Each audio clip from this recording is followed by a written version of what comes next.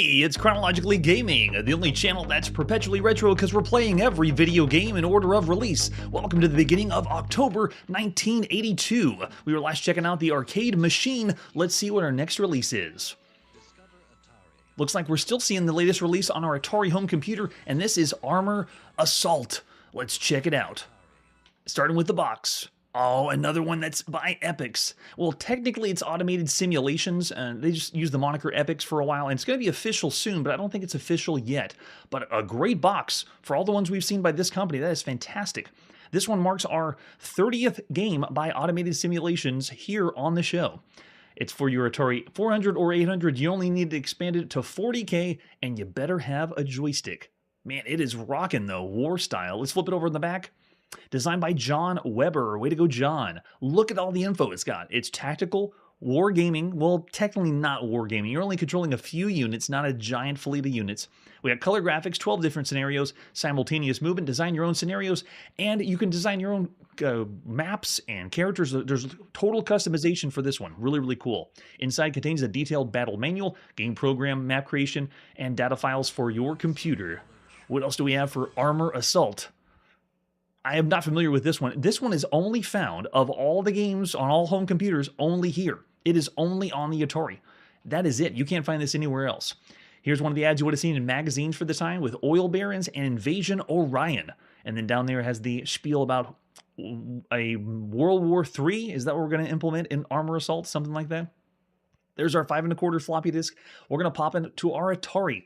This game marks our 342nd game we played on the Atari home computer. 342 games right here on Chronologically Gaming. That is a lot of games for your Atari home computer. We are going to need the manual to figure out Armor Assault because it's as tactical as they come.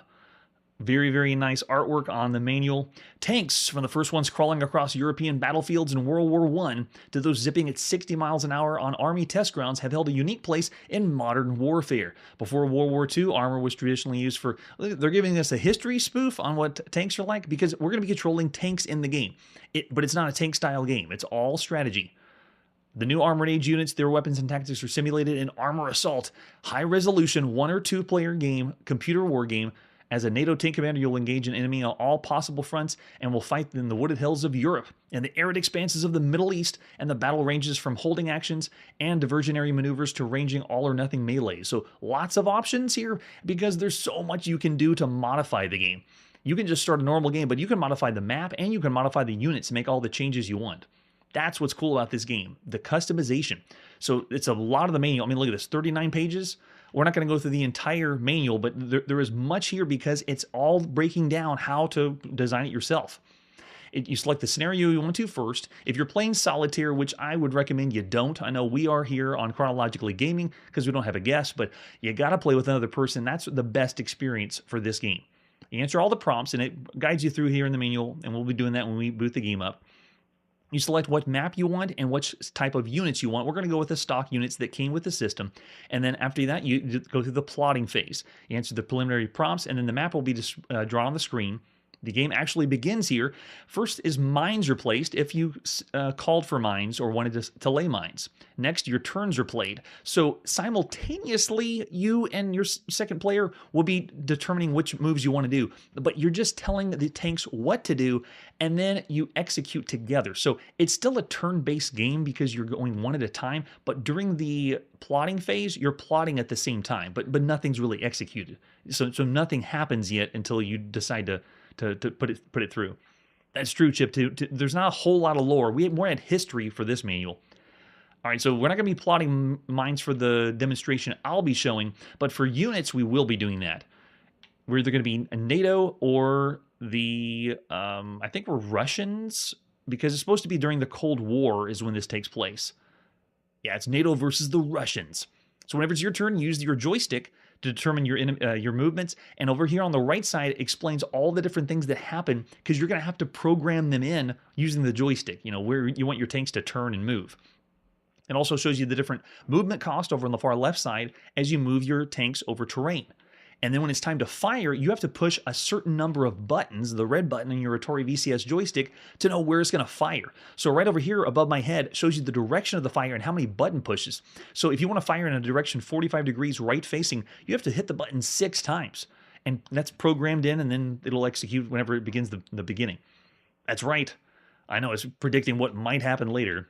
We've already seen a few World War III scenarios, still here in, I'm not going to say the current year, but we haven't seen World War III yet. Nothing's happened yet. And then you go into the execution phase where you get to just watch them execute everything. And that's where it can be a little tedious, because this one requires calculation, and it takes a while for them to calculate everything. So they're breaking down the execution phase, and then also what your damage is going to do. And then it has all the strategy and tactics here. But then the next section goes through how to modify the game, which we won't be going through. There is the customization of changing the maps up too. So cool. Let's pop in and play some Armor Assault. This is by John Weber, published by Automated Simulations at sometime in the beginning of October 1982. All right, so first thing is we're just going to play the game. I'm going to hit G. It's going to load the program up. I am not going to be waiting for everything because there is a lot of time spent to wait for the game to load. And if you spent the time, you and your friend that's playing this in 1982, if you spent the time to design your own map and units, it would be even longer for you to actually start the game up. So we're going to fast forward through. There's John Weber. And now it's going to ask us, do we want the NATO side to be able to place mines? I'm going to say no. Do we want the Russian side to place mines? I'm going to say no. And if you want to say solitaire play, I'm going to have to say yes this time. You want small dots in the middle of the clear squares. I'm going to say yes, so you can see that. Also, notice we have artifacting turned on because it helps show a little bit more color while we play the game. Do you want arrows showing direction? We're going to say yes.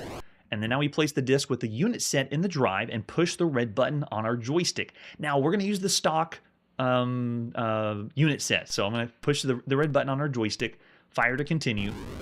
And then it's going to go through different character sets. So this one's the desert one. I'm just going to say yes to load this one. But if you hit N, you'd scroll through different ones that you'd saved. So I'm just going to say yes, load that set. And then we wait for it to load. And now it's going to ask for the map set. I'm going to push our red button. So this is us using what came with the game. We're not designing our own maps. So I'm going to use the desert map and then hit yes to load that map in. And here it is. Ooh. Originally, it looks all black and white, but on the displays at the time, you would have this artifacting that's familiar with the Atari home computers, and that's where you get this slight color variations on the screen, which is kind of cool. So it's drawing the map in for us, and this is one you can create yourself if you wanted to spend the time to do that. I haven't dabbled in that myself. That's a whole nother realm.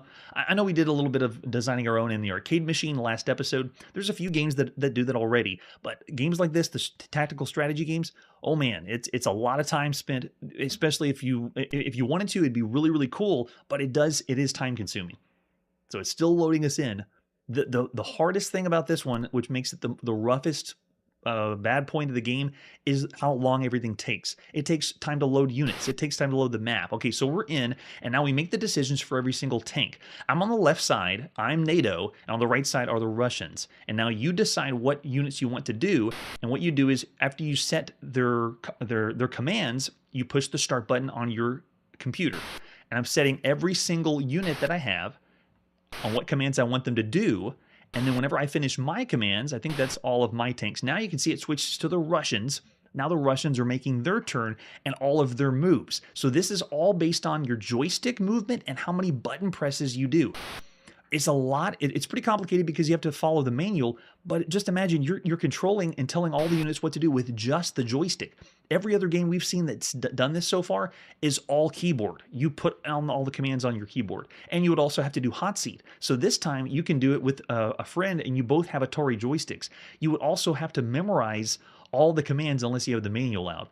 But here playing a single player mode, look how long this is taking. So this is real time. I'm not doing fast forward. We are waiting for the Russian computer to make their turns.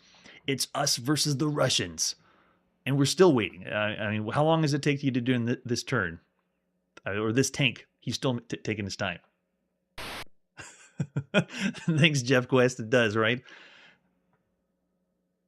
I know, right? We should be playing Donkey Kong right now. That has to be the remedy while you're waiting for all these games to load. Or maybe you have a full tabletop spread at your house in 1982, and that's what you're doing while you're waiting for the game to go. We're still waiting. I'm still waiting for the Russians to do their last tank movement. You can see it flashing down the bottom. That's the computer thinking, which is why this is a much better enjoyable game if you're going to play with 2 people. And maybe the makers of the game wanted you to play the latest on console games. Oh my gosh, they got one more unit. Okay, I can't wait any longer. I'm fast forwarding. Okay, there you go. So now we are in. The units have their turns, and now we're in the execution phase. So now the units are going to move, do their firing, whatever you commanded them to do, but they're going to all work at once. Now, there's nothing you do here except watch. And when you think about, yeah, there we go. We got one tank. Russians just fired upon us. But all this happens at the same time, so it's kind of simultaneous, kind of turn-based. I'm still calling it turn-based because, it doesn't happen in real time like Cytron Masters. But you can see how this plays out. This is a very rudimentary way of showing it. You would spend a lot more time if it was 1982 getting used to the controls, and it'd be a lot more fun with 2 people. That's right, maybe it'll be ready. But you can see what it's doing. It's executing everything, all the commands at once. It just takes a very long time to do so. All right, so that's all I'm going to show for Armor Assault. Now, this is a game you would need to dive your teeth into and play a lot to really get used to it. But because this is one of the very first games that you and a friend can control everything before it's executed in the execution phase, I'm actually going to go 3.5 stars and say it's an above average title. It's also only available here on the Atari home computer. If you were a strategy enthusiast and you didn't want to play a massive war game but wanted to control individual units, you would find this pretty enjoyable. 3 from the Russian judge. I love it. 2007 Honda Accord sedan V6. And yeah, Curtis is with me with 3.5 as well. Really, really cool. Yeah, and that's true. If you're into this kind of game, it would be a higher score. The 3.5 is because if you're playing with 2 people, by the way. All right, let's see what our next release is. We're still on the Atari home computer. This is Arrow of Death Part 2. Let's check it out, starting with the box. Oh, and from Channel 8 Software. Now, we've already seen this box before. This is brought to us by Brian Howarth. And it's, if you look at the bottom right, the Mysterious Adventure series. This is number 3. And the Mysterious Adventure series is just the series that Brian Howarth started. But Arrow of Death Part 2, we've already seen. Brian Howarth's already given us games like Mission Impossible and The Time Machine, and of course this series. And the TRS-80 version of Arrow of Death Part 1 was in January 1982, and then the VIC-20 version was in August 1982, but on the VIC-20, you couldn't even play the Part 2. So this version, or part of Arrow of Death, you couldn't get on VIC-20, just Part 1. We've already played Part 2 on the TRS-80. Here is Part 2 on the Apple. We flip it over the back, there it is. You now have the means to destroy your enemy, but how far from home and land is strange to you? Can you cope with the deadly perils and approach you, and the strength to see your mission through to the final conflict? I don't know. Can we? You see Adventure International UK published that box. And then I don't think we have anything else for the front of the box. I don't know what kind of helmet we're wearing. In magazines for the time, you would have seen this. For the 16K Atari. Oh, along with Golden Baton, which was the first one in the Mysterious Adventure series. Too cool. Oh, wait, I think we had another one. Besides that, we also had... Yeah, there we go, the catalog showing all of the Mysterious Adventure series. Golden Baton, Arrow of Death Part 1, and Arrow of Death Part 2. Sweet. Let's pop in and play some Arrow of Death Part 2 by Brian Howarth, published by Channel 8 Software at the beginning of October 1982. So we've already played this text adventure, so I'm going to go through pretty quickly. At least on the TRS-80 we played it. Let's see what it's like. Way to go, Brian. All right, so do you want color? Oh, yes. We have paid the big bucks for the color display. Do we want to resume a save game? We do not. When I tried to load a save game on here, you needed a cassette, and it was pretty cumbersome. All right, so here we go. We're starting off in the marsh. Let's go ahead and head east. I love how it begins. There's no joy in reality. I need to end the show with that one time. So I'm now in a barren plain. Let's go ahead and head east again. Still in a barren plain. This is one of those text adventure games that you just begin in a barren area. All right, let's head north. We're by a narrow gorge. Let's go north. And then we have some things we can see. There's just water across the gorge. Notice that this is split in half because this is using the same game engine that Scott Adams did for the Scott Adams Adventure games. All right, so let's drop our arrowhead. And let's drop this, all the things from the last Part 1. Feather, branch, We'll drop all those. Yeah, and then we'll head south. We're at a narrow gorge now, and let's go ahead and head south again. Back in the barren plain, and let's head west. Still in a barren plain. Man, you'd have to map this whole thing out. And then head north. We now see a weird shrub. There's shrubbery here? All right, I'll get that. Get that shrub. Yes. But one that looks nice. All right, after we get the shrub, let's head south. And then south again. And right here, just because I'm following the walkthrough, let's dig. Oh, man, we found something. Imagine how many times you have to dig in the sand. Yes, we need to get the shrub on fire too, right? All right, so after we get let's get that flint that we found in the ground. The flintstone. Okay, got the flintstone. And let's head north. And head west. We're now back where we were at the very beginning by the marsh. Let's head north now. We're on a plateau. Head north again. We're on a chasm. What should we do? Jump! We landed on a rope bridge, or at least that's what we can see now. Okay, let's go ahead and go bridge. Something flew by and dropped something. Now, this is strange. It's telling us information down here, but then we also have information to read up there, so I'm having to read in two different places. All right, so after we get on the bridge, let's go ahead and head north. We have some straggly weed, and if you remember from the first one, we got to get that weed, man. We got it, and we've already tried to smoke the weed. It will not work. Sorry. All right, so after that, let's go ahead and head south. Back on the bridge, and go south again. Now we're on the ledge. And head down the ledge. We can see an iron helmet. Get the helmet. We'll prepare for battle. Oh, I gotta make sure I spell it right. Get helmet. Got it. All right, now after we get the helmet, let's wear it. Wearing said helmet. And then let's go ahead and go to the crevice. We're there in a cave, and we can see an oil lamp. Get lamp. Now it feels like we're playing Zork. So after we get the lamp, that's where I'm going to stop this version of Arrow of Death Part 2. I still say, like with when we played on the TRS-80, this is a fairly average game, 3 stars for the time of everything you could play on a home computer. But that's not all. Arrow of Death was also ported for IBM computers. Let's check it out.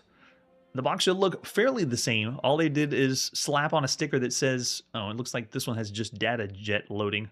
And that's it. That's all we have for artwork. We do have the manual, which is kind of cool. Not that this picture is very cool. I have no idea what this is in the game, but it does give you a little synopsis of the game. Having successfully completed part 1 of Arrow of Death, you're now in possession of the component parts of an arrow. You'll need the arrow to destroy Zurdun the Evil, the source of the ill which has befallen your homelands. Now we're getting into the lore. You now find yourself on the fringe of Desolation Marsh with no clear idea about what to do next, which is pretty much every text adventure game we play here on the show.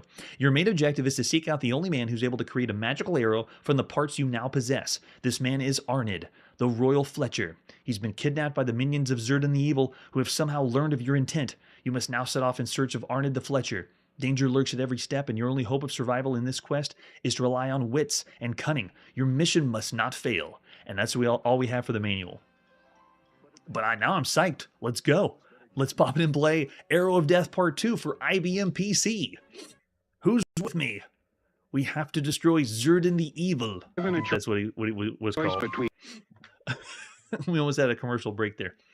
All right, so we can start to restore the game. I actually want to restore where we left off because I don't want to begin at the beginning. I want to load save 1. We're there. Okay, so we already picked up our lamp. And just to make sure, I can do INV, I believe. Oh, do I have to type inventory? Oh, you don't even know inventory? Okay, well, just trust me. We picked up the lamp, and we're back exactly where we left off. All right, let's head north.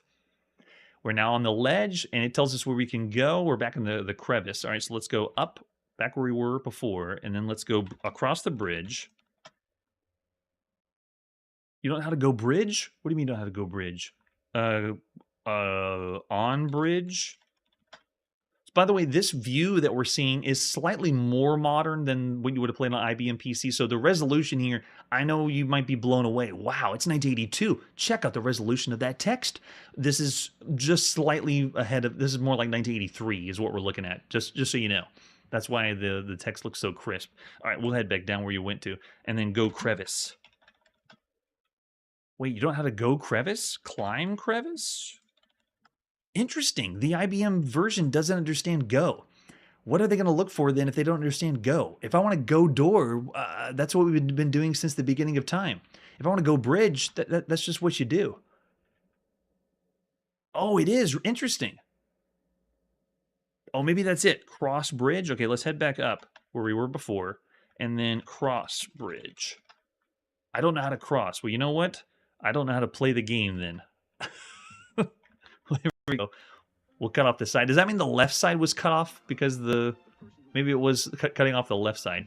Well, there we go. A quick taste of Arrow of Death Part 2 on IBM PCs. Still fairly average. It is using the original text parser, two-word text parser, and that design that was done by Scott Adams originally. But now it's in the United Kingdom. So this series is, I think we're going to see a few more of Part 2 or Arrow of Death on different computers. But this is the two that we've seen so far. All right, so after a couple text adventure games, let's see where we're going now after this commercial break. Astrocade, the professional video game system that gives you 4-player Ooh, it's professional. 3 built-in games. It's better than the other consoles out there. And these new cartridges, Creative Crayon. Even the young can make beautiful pictures. The Incredible Wizard has there we go, the Incredible Wizard, which we've seen on the Astrocade, and it is top-tier console gaming. Does anyone know who this guy is as a spokesperson for other consoles? We've seen other spokespeople we know, like Dick Cavett for Apple or Leonard Nimoy for the Odyssey 2, but I have no idea who that guy is. If anyone does, drop me a line. All right, ladies and gentlemen, this is Artillery Duel for the Astrocade, now known as the Astrocade Videocade. I know it says Bally up there. That's who originally owned this console. Let's check it out. Starting with the box. Yes, the Astrocade Videocade cartridge. Take your military position, set your cannon, and fire at the opposition. You must allow for elevation and wind to properly aim your piece. Sound effects and video take up a cosmic kind of realism. Up to 4 players? No way. 4-player? How do you play 4-player artillery? I'd like to see that.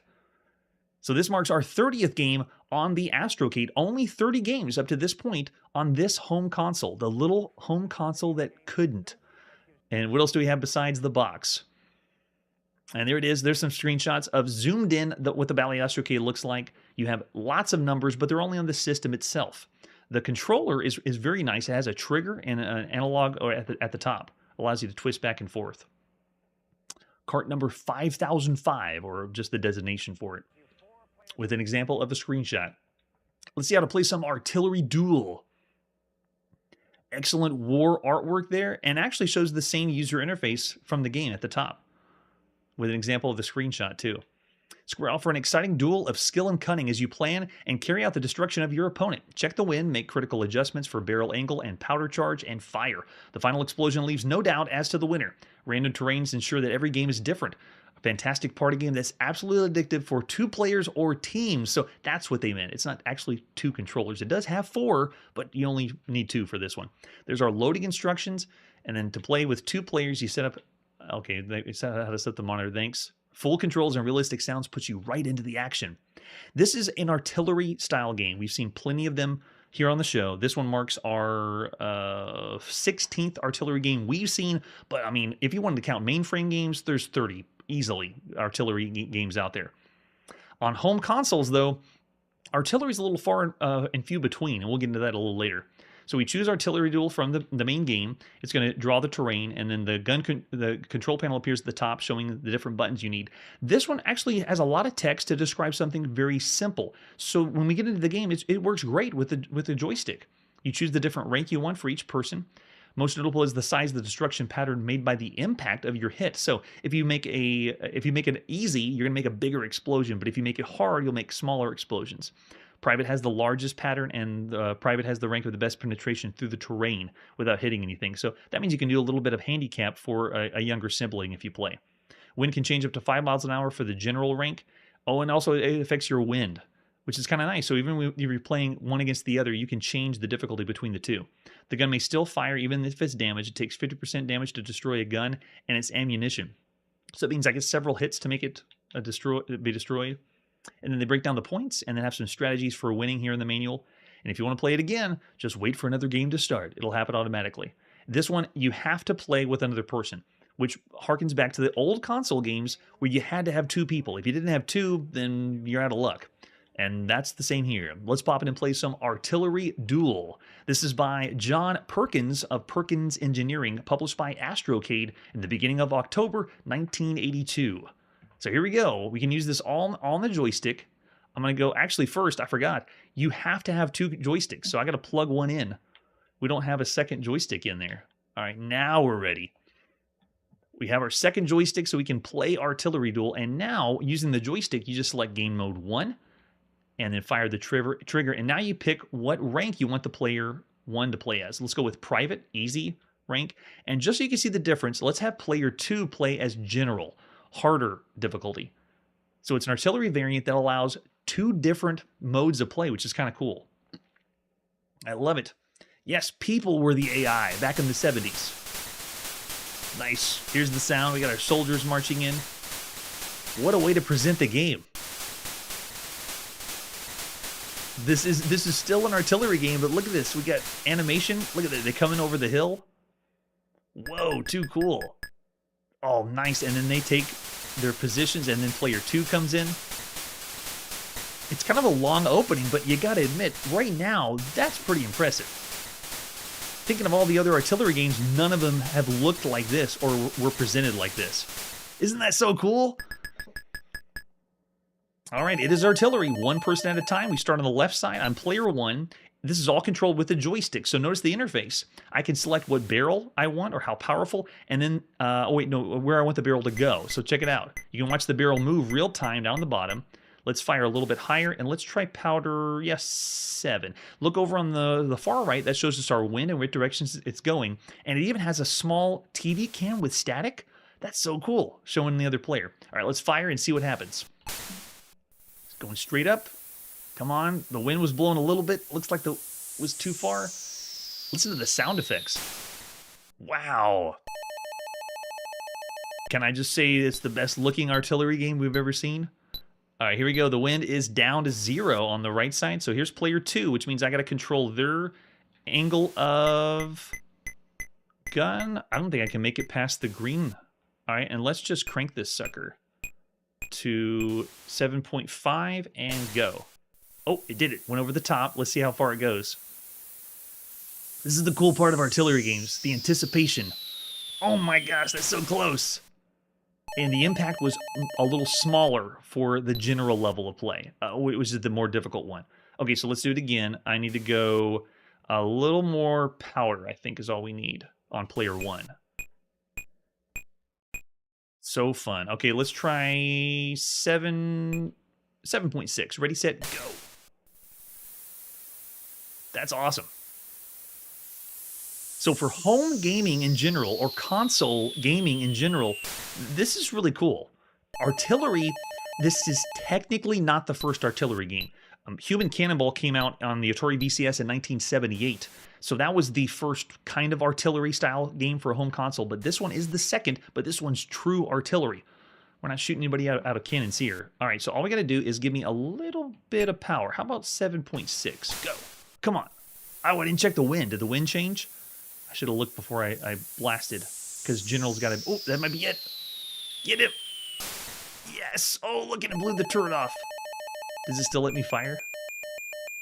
12% damage. Okay, so whenever it's your turn, it displays it up there. Wow. Very, very well done. Okay, let's go again. Just a little bit more. I bet it'll be right there. Ready? Come on, let's get him. So the only downside is you can't play this if you don't have... Oh, it looks like the wind changed. Darn. If you don't have another player with you. So you can't play against the computer. You have to gather around and play a party game like they described it. I know, and I thought it was Scorched Earth too, KC Club Kirby, but we haven't even seen Scorched Earth yet. We're that ancient in video games. Scorched Earth doesn't exist yet. Okay, here we go. Let's do 7.6 and do it again. Fire again. Let's see if it does the same spot. I didn't check the wind. I always forget that part. Because the wind's supposed to change every single time. Yeah, it did. We got a little short, right?